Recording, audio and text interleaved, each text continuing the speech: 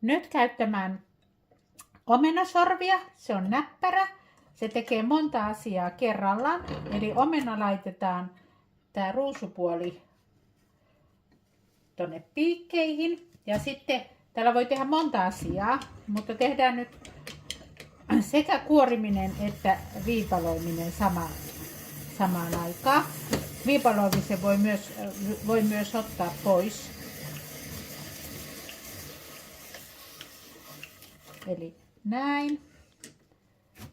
Tänne jää tää sisusta. Tää on tyhjä ja sitten tää on tämmönen.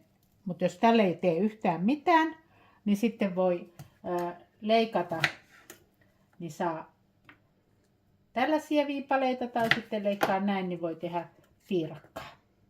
Tosi näppärä, mutta voit ottaa myös pois tämän viipaloinnin ja kuoria pelkästään. Nyt ostoksille muoviin ja leluun.